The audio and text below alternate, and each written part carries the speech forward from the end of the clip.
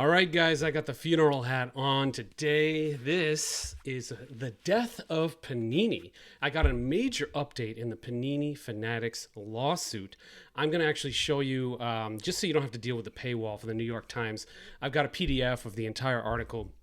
I'll show screenshots of that and I'll walk through it so you guys can follow along. But the gist of it, the gist is that Panini is out there telling two stories. On one hand, Panini is telling the courts in this lawsuit that they can't compete without the licenses. It's just not competitive, and they're going to get destroyed. And whether you believe that or not is true is irrelevant, because on the other side, they're meeting with sales executives and trying to sell the company. And at the end, I'll tell you what Michael Rubin said about it. But they're trying to sell the company, and these executives, they're trying to say like, we're awesome. We don't need licenses. We're going to crush.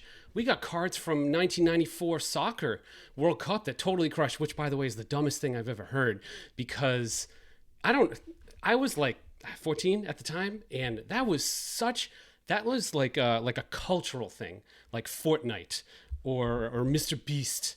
Like that whole World Cup movement touched every town in America. Of course we wanted the cards, whether they were licensed or not. So of course they 18x'd all the licensed stuff out there. So that's the dumbest reference ever. There's quotes from the executives in these meetings that they are saying, this is the weirdest experience we've ever seen. And then at the end, towards the end of this video, I'm going to tell you what Michael Rubin said directly about this sale. He's quoted as well. But let's start with the article, because I don't know, this is just wild. So inside Panini's weird sales pitch as it battles Fanatics for the future of sports cards. Basically what happened was New York Times, Larry Holder is the author here. They're owned by The Athletic now. They've got a hold of a 90-page confidential document. This probably leaked from one of the places they're trying to sell to. And this document is a pitch to buyers. 90 pages seems a bit excessive to me. I mean, I don't even know if the Big Dig in Boston had 90 pages for a project plan, but it probably did. I don't know.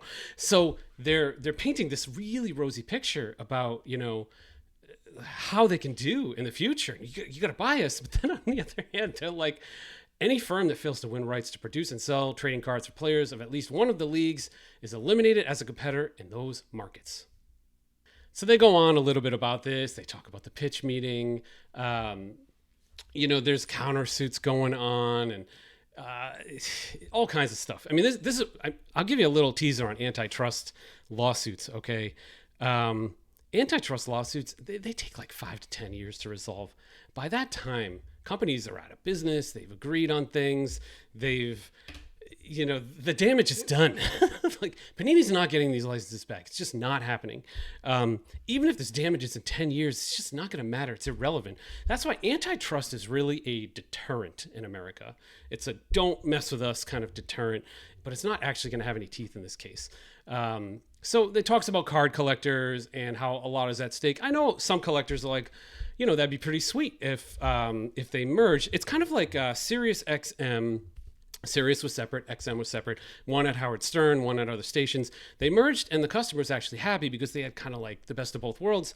I could see a world where I would be happy, if Fanatics bought Panini, you'd have like Tops downtowns. That'd be pretty rad. So I don't know, who knows? Maybe they sell it to a company successfully and those assets get divvied up, and maybe it does end up on Fanatics' table, kind of like Sonic the Hedgehog eventually ended up on Nintendo consoles. So you never know, right? The weirdest experience I've ever had. So The Athletic obtained this copy, right? And one of these presentations says Panini is capable of consistently developing appealing collections regardless of available and agreed licensing options. What the F?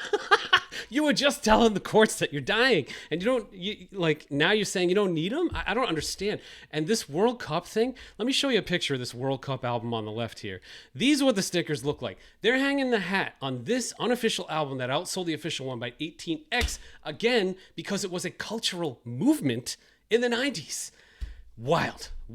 I assure you, nothing Panini puts out unlicensed will outperform anything 18x unless I don't know, maybe they license up with OnlyFans and they get some of those guys, like Leaf, they get some pop culture people or something. That's their only prayer, is autograph rights and pop culture. It's their only prayer. Or long tail this thing, and you got the Zimbabwe rugby team, and I don't know, they make cards for them or something. But they're cooked. They're cooked.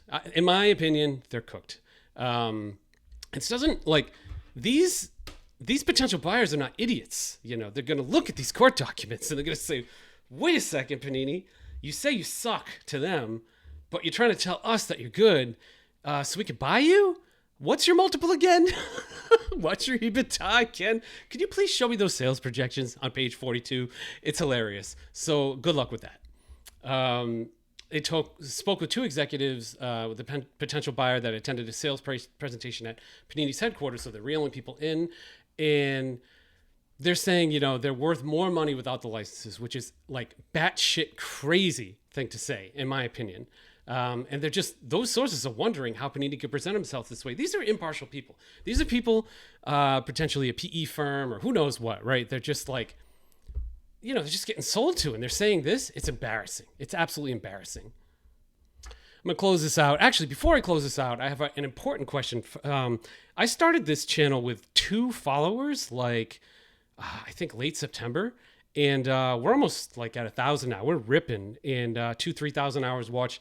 My question to you guys is, do you like the current format with 5 to 10 minute videos, sometimes 12, or do you want something longer, like 20 or 30 minutes that you can go, mow the lawn and listen to? Let me know. Please let me know in the comments, because I want to try to get better. Let me know, short or long or medium. All right, Michael Rubin, he's directly quoted here. We have no interest in buying Panini. Michael Rubin's a savvy dude. He's just going to watch Panini just make the wrong decisions and wreck themselves. And I think that's what's going to happen. We've been here to continue to be relentlessly focused on enhancing the collector experience. There's a little bit of PR jargon here, but basically it's just like, we're going to keep kicking ass, taking names as Fanatics. And we're going to watch Fanini, be hypocrites, say 2 things, get sued by Wildcard, and just have a fun time finding their way in this unlicensed path that they have chosen. So, let's see. Thanks, everyone.